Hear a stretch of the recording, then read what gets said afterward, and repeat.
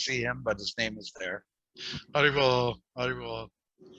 Well, I'm hoping everyone will show themselves and not hide behind the screen. Hare Krishna Dhanpati. So we'll start off Nama Om Vishnu Padaya Krishna Prashaya Bhutale Srimate Bhaktimarga Swami Pranamane Namaste Saraswati Devi Gauravani Pracharine Nirvishesha Shunyavadi Paschatya Desha Tarine Sri Krishna Chaitanya Prabhu Nityananda Sri Advaita Gadadhar Shivasari Gaura Bhakta Vrinda Hare Krishna Krishna Krishna Hare Hare Hare Rama Rama Rama Hare. Do again. Hare Krishna Krishna Krishna Hare Hare Hare Rama Rama Rama Hare Hare. Okay, we'll start with a verse from Bhagavad Gita, chapter 6, text 34. Chanchalangi mana Krishna Pramati Balabhadridam Tisyaham.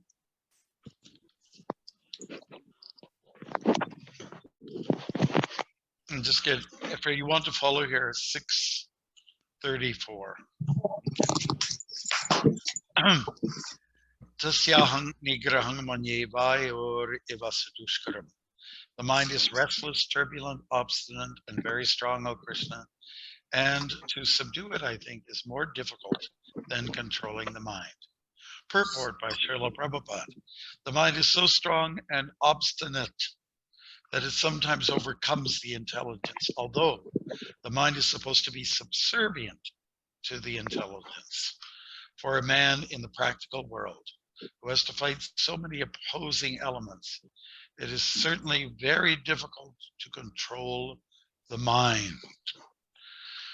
Artificially, one may establish a mental equilibrium toward both friend and enemy, but ultimately no worldly man can do so, for this is more difficult than controlling the raging wind. Yeah, that word vayur refers to the wind.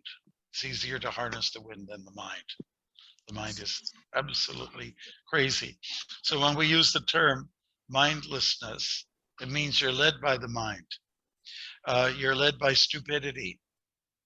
And basically you're in a confused state, directionless, or let's say, maybe not directionless, but all directions at the same time.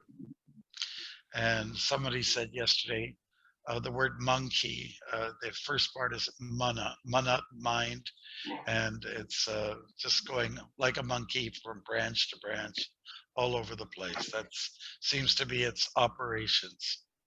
I wrote a play about the mind, or not a poem rather. Here it is. Dear mind, some days you are friend, some days you are foe.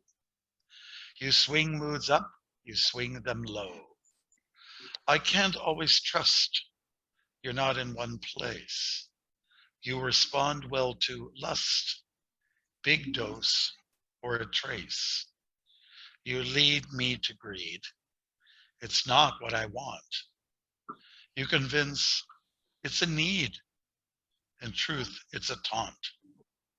When there is anger pent up inside, you then do hanker to push it outside. I don't know why you are so cruel, cunning and sly, and wanting to rule. You're some kind of clown, silly and joking, a laugh or a frown, nabbing and poking. Yet you are subtle, silent and swift, keen to befuddle on your full-time shift. You are your worst when the body is idle. Every bubble you burst to retain your title. But my dear mind, I'm not your slave.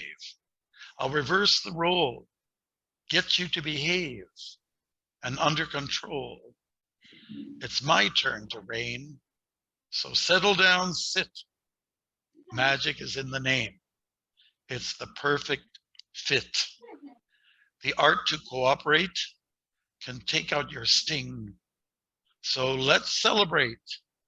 With mantra we sing. Hare Krishna. That's the poem. Beautiful. All right. Yeah, thank you.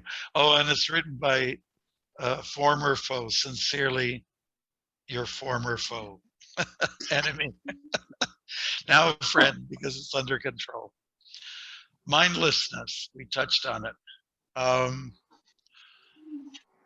A person who's mindless doesn't follow Shastra, doesn't follow code or protocol, is not regulated in one's habits, oftentimes acts and speaks before one has taken proper time to process.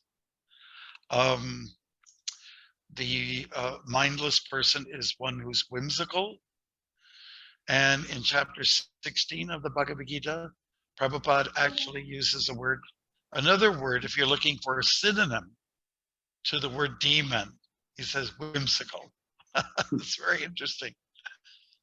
You know, if you don't know what to do with yourself, he considers it demoniac. So life is designed in such a way, when you follow the Vedic tradition, that you have certain codes to follow based on your psychophysical nature. If you're a Brahmin, you act like one. If you're a Kshatriya, act like one.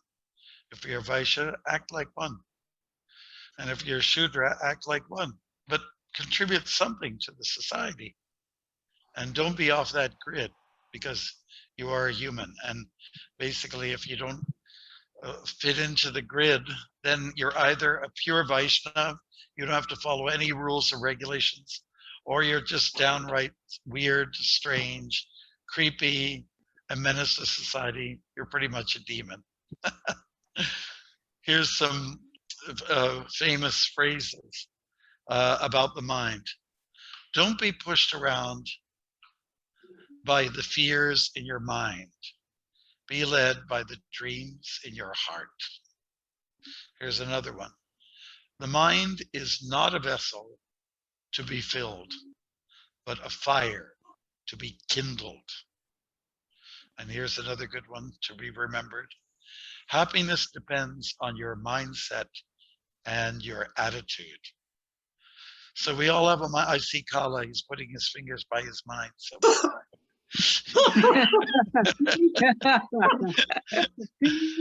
where is the mind? Some people affiliate it with the brain, you know. But Krishna states in the Gita, chapter 6, chapter 3, text 42, he talks a little bit about the mind's position in terms of our construct. Indriyani pranyohur, indriya paranmanaha, manasastu parabudhir, yobude paratastu saha. Which means that, first of all, we have this body, which is obvious. When you're looking at yourself on the screen, that is not you. It's a flesh that you're seeing. You see indentations. You know. So we have openings. It's a city of 9 gates. We sometimes Navadware Pure Dehi. A construct of like a city of 9 gates, 9 major openings. What's your major's city over there again in Mauritius? It's Port Louis. Port Louis, right? The place that floods once in a while, pushes all the cars out. I remember that. Okay. And yeah, so it's a city you can enter from this road or that road from different directions, except, yeah, and even the waterway, you know, boats can come in from one side, the ocean side, I guess is what it is. So this is what our body is, but we are not this body. We are different from it. So in this verse that we quoted, you have the body, you have the senses. Then above that, superior to it, is the mind. The mind has some sustainability, whereas the body does not. The mind is very let's say, what's the word I'm looking for?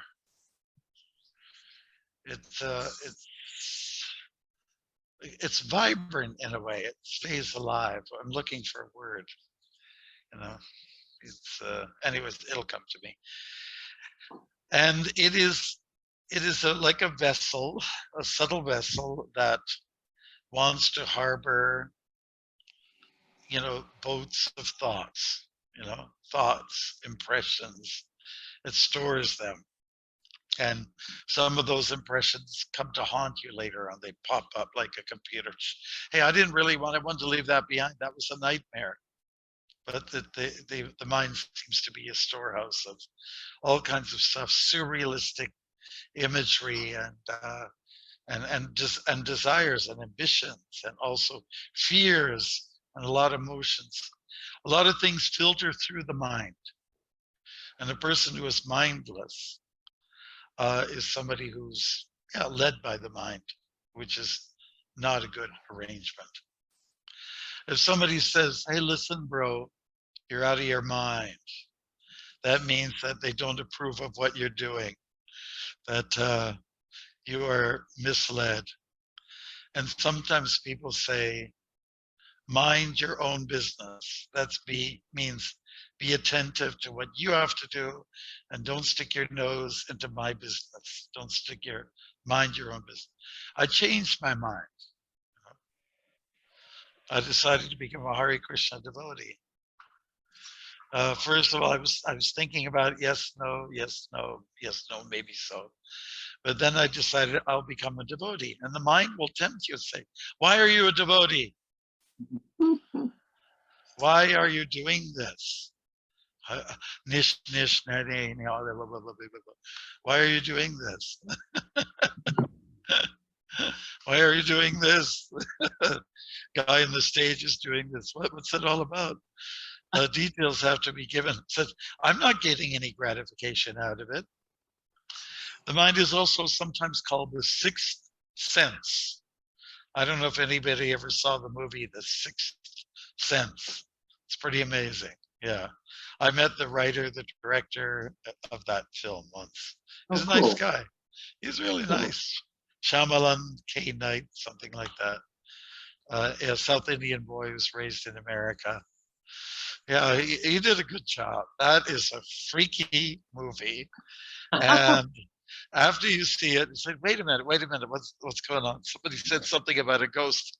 I have to see it again to see if I put all the pieces together again.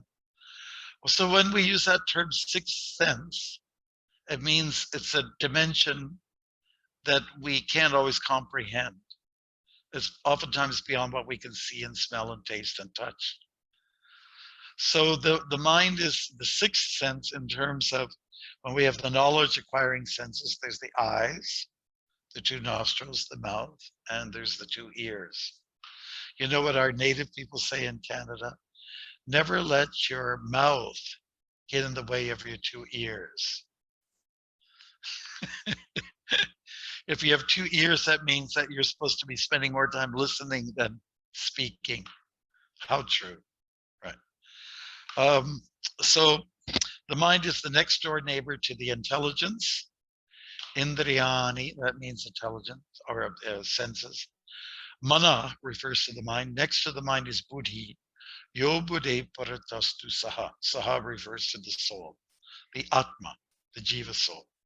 They're all next door to each other. They live on the same block. They live on the same block.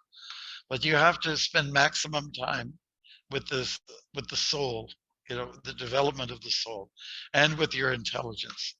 If you hang around with the mind too much, you'll find that your ego will expand and your sense of prestige and pride will also.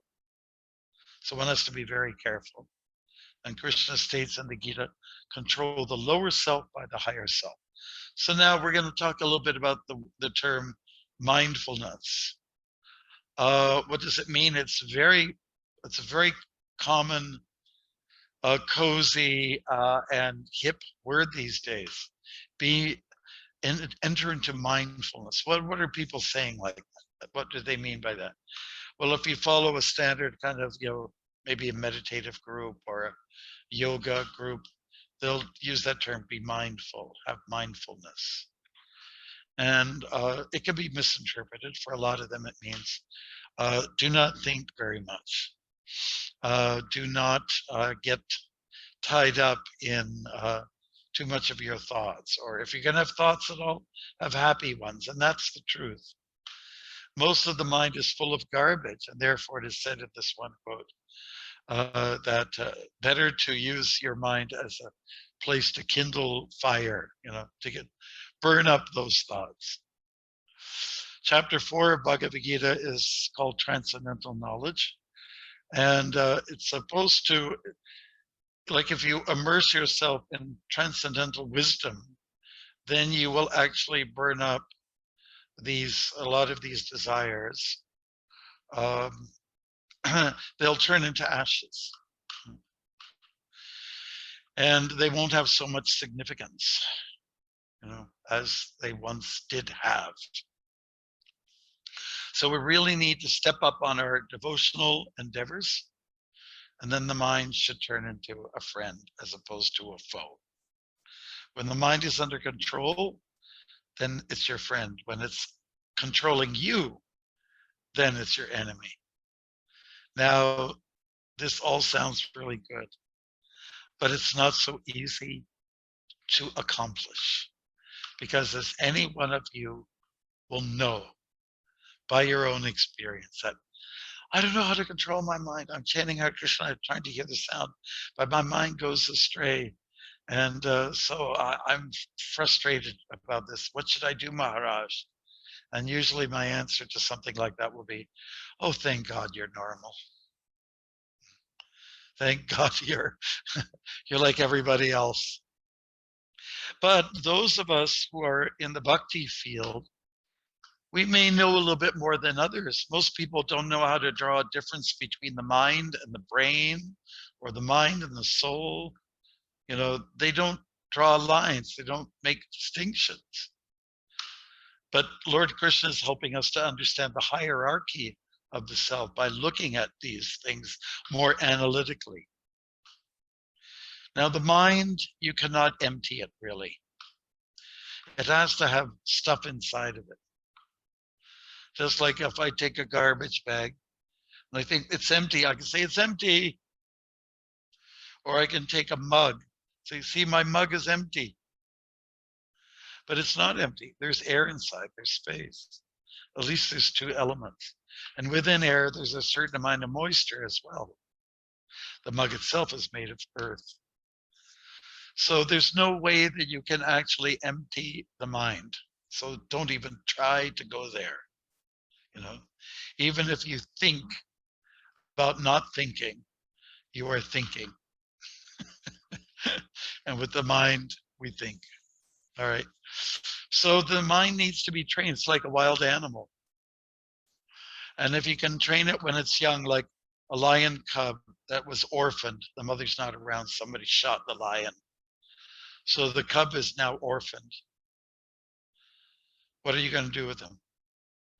Well, if you let him go, some people with a heart will take him up and adopt him until he's big and strong enough to take care of himself. If you let him go on his own, the hyenas will get him, right? Of course, I'm giving examples of Africa because in Mauritius, you don't have animals, right? I mean, wild animals. Am I right about that, Kala? The first time I arrived I got picked up at the airport there, and I said, do you have any wild animals? And I think, Kala, you were quite embarrassed. I think you said something like, well, we do have mosquitoes. So, oh my God. So anyways, let's say if you have a little cub and you train him, you feed him milk and you give a lot of love and you let him do a lot of playing around, he'll end up liking you because he had become so dependent upon you. Now to try to train a lion that's used to being in the wilderness. Let's say you talk to a hungry male lion, said, okay, now listen, don't get too close, okay, boy. I know you got a big appetite, You can't reason with him, you know. He's going to turn you into fast food, meaning you're going to run real fast away from him.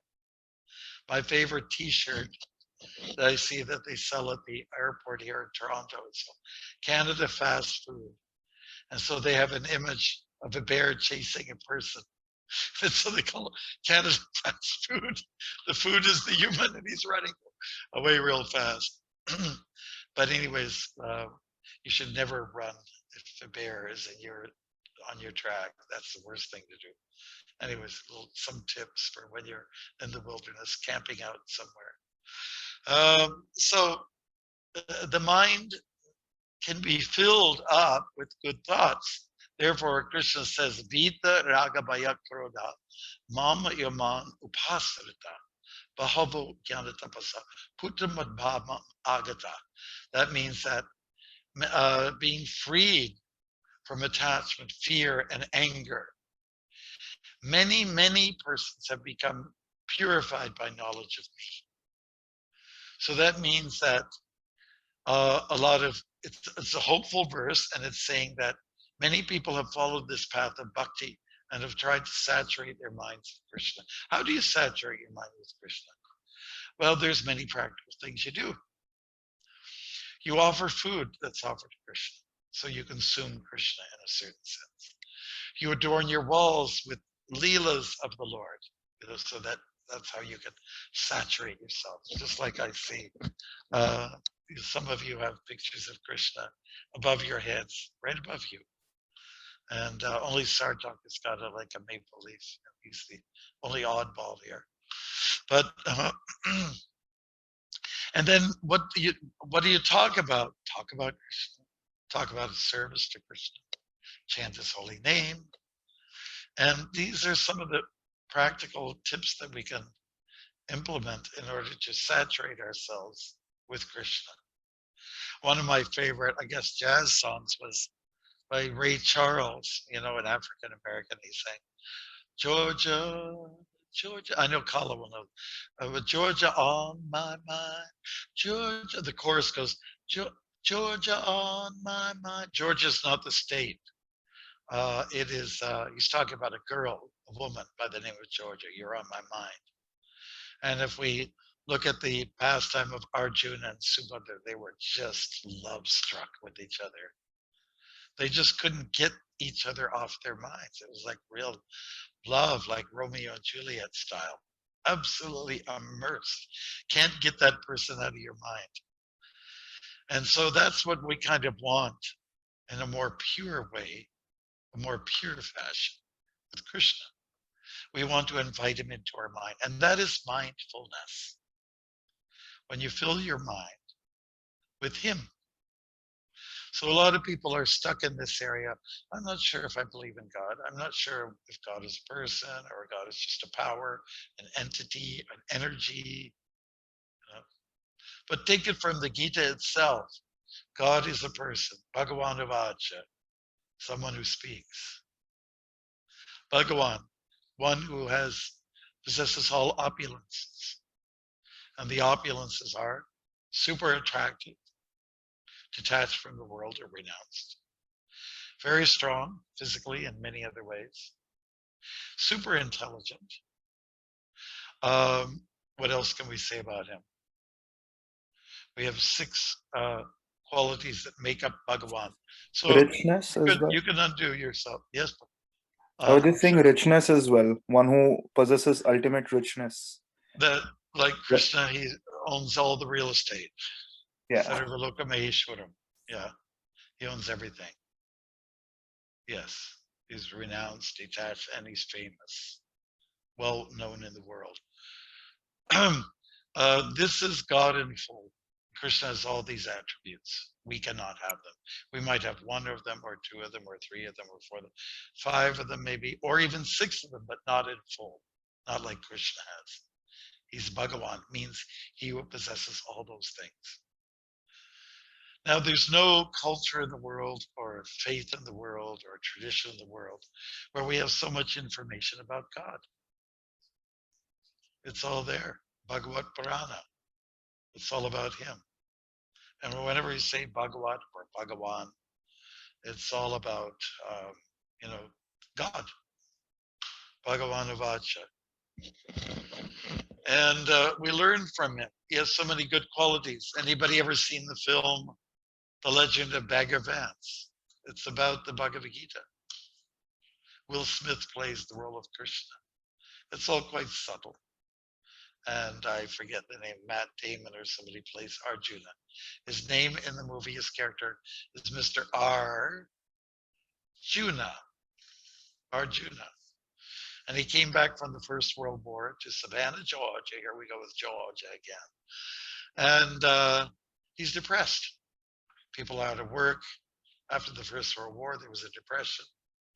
Actually, after the First World War, there was also, around that time, there was a pandemic called the Spanish flu. It killed 50 million plus.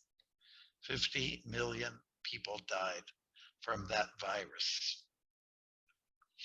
So it was kind of a depressing time. And the thing about Mr. Arjuna is that he was good at golf. He was a golf champion in Savannah, Georgia. And, the morale was so down, and the mayor of the town is trying to figure out, how do we get everybody's, morale up again? How do we get everybody excited about life again? So they decided, let's have a competition. Let's have a golf game. So Mr. Arjuna took it up. They were trying to convince, we need you. We need you as our local rep. We have two other contestants that are coming from, one guy is a big shot New Yorker. Other guy comes from somewhere else. We need you to play the game. And by golly, Arjuna learned, he got himself prepped up. He got himself in practice. He got his swing back. Why? Because this dude who came from nowhere just coached him. And that person is Krishna, who comes from nowhere. And when we're down, all of us have this experience. We hit low points, and then if you call on Krishna, he'll come to help you. So when he offers his help, don't deny it. Don't say, forget it.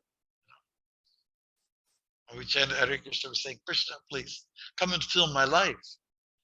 Fill my life with service to you. When he gives you some service, we shouldn't back down. Oh, I don't think I could do that. I don't want this. I don't want that. He's calling on you. He's saying, I have something that you can do. So why do we resist? That's the nature of the mind again. The mind is acting up. So when you're totally mindful, it means that you're surrendered. Manmana baba madbhakta majati mang namaskuru. Mam evaishyasi satyam te parati jane priyosime. That's in the Bhagavad Gita. There's that same verse with a few words mixed up a little bit, let's say shuffled around a little. Manmana baba madbhakta majati mang namaskuru. Mam evaishyasi yuktvaivam atmanam parayanaha. It's almost the same. It seems to me that when you want to emphasize something, you say it more than once. So Krishna is saying it more than once. What is he saying? Manmana. Okay, you have a mind. Put it on me. Stop thinking about yourself. When people think about themselves, they're talking about the body, which is not the self. They're thinking about the machinery, but they're not thinking about their self. They're not thinking about their Atma. So mindfulness means to identify with your Atma and to serve the supreme Atma, the Paramatma. Then we are experiencing mindfulness.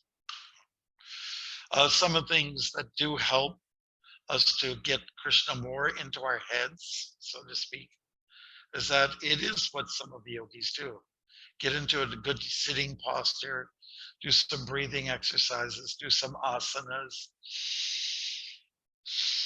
And you'll find that, oxygen will go into your head a little bit more too.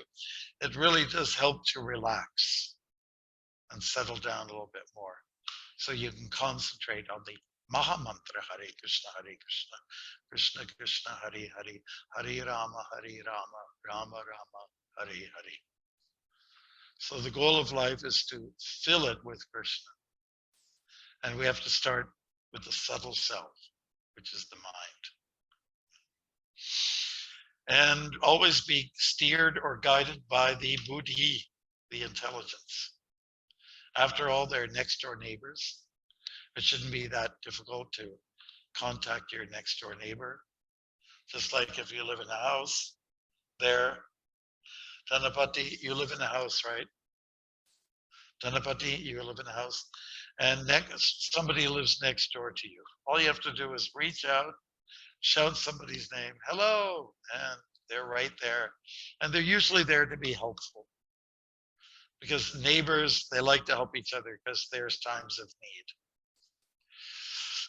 So let us use the intelligence for that purpose. Reach out to higher intuition and to purified intelligence. Now, we're born with some level of intelligence, but when it gets further groomed through the study of the Shastra, right?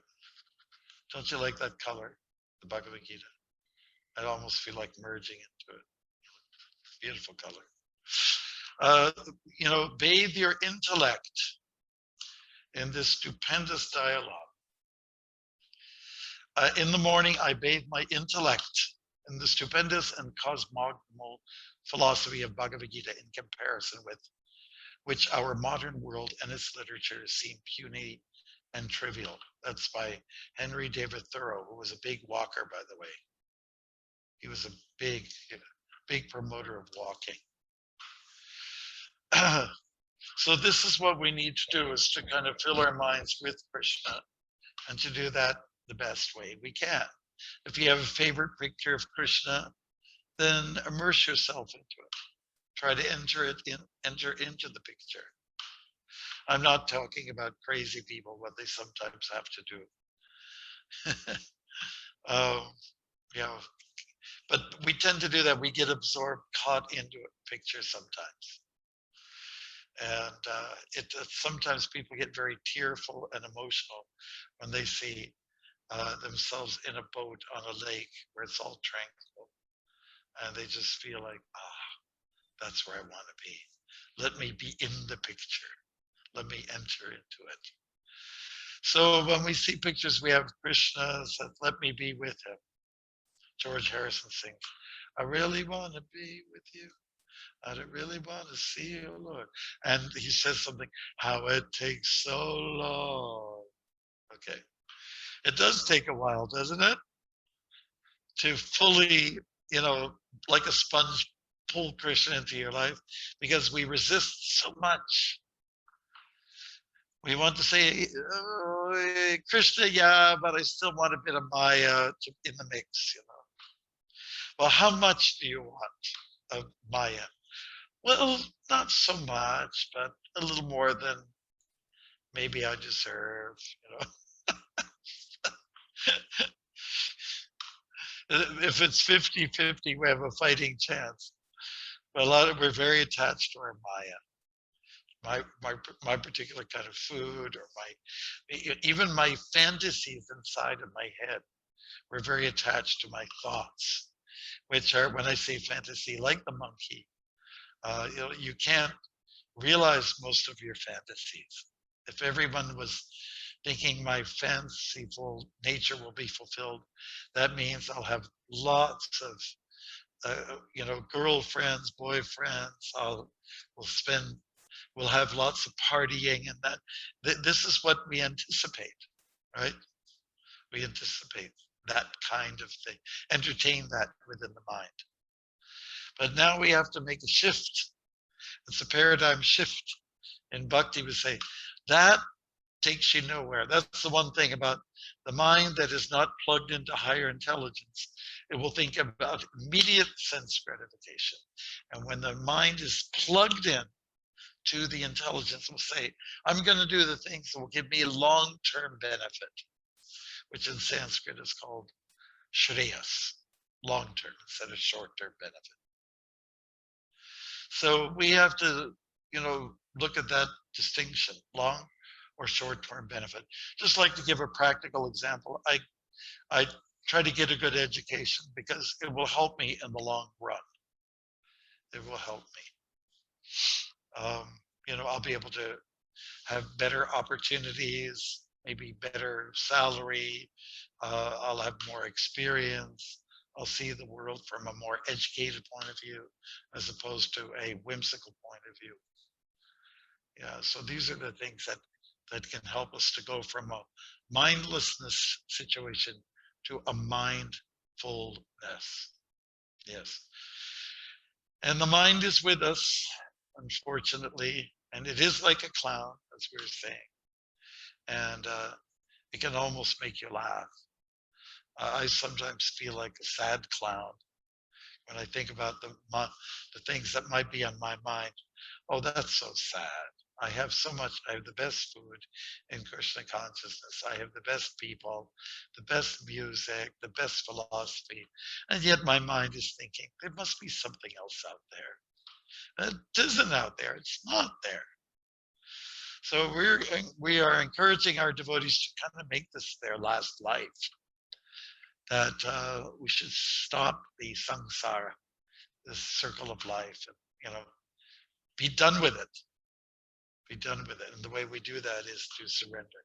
Sarva dharman parityaja manmaikam sharanam vraja aham tvam sarva papikyo mokshashami mashuchaha. So submit, surrender to everything, to Krishna, ultimately. Give everything to him. And he has a great policy. He says, I'll remove all the pop. I'll take away I'll scrape off all your karma. What else does he do? He said, I'll give you liberation. What else does he do? I'll make you stressless. Stressless. Mashucha. Last for 2 words in the 1866. I'll remove the stress, the pain. So now with COVID on, people are a little more stressed out. There's a lot of things to be worried about. Will I get COVID? Or I had it, now it's gone. Do I have to worry about the vaccine? Some people think that the vaccine is as bad as the virus. Maybe they're right.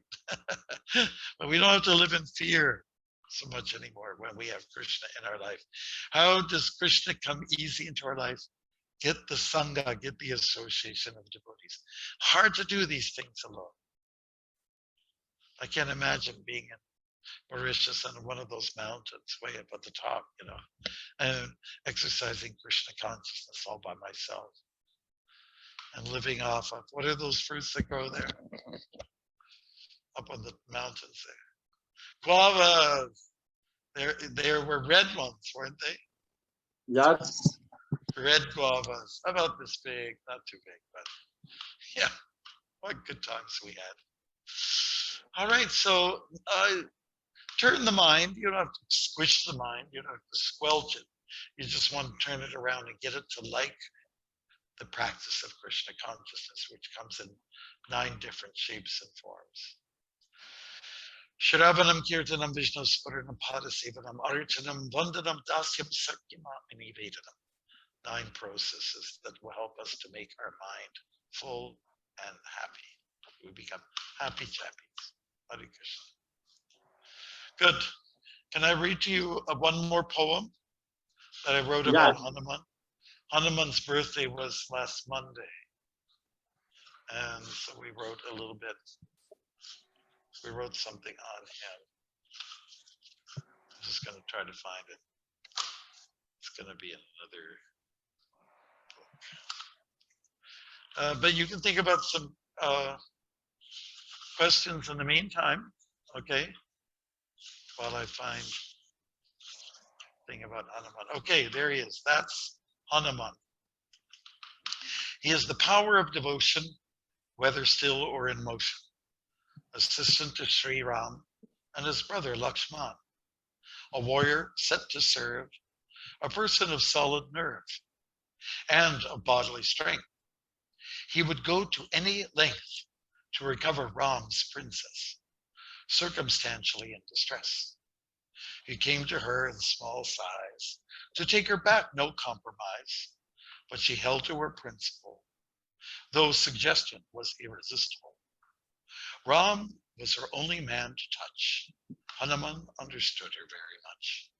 Being a warrior, also a monk, his values could never ever be sunk, only compelled to take her back to him, where Ram stood at the ocean's rim.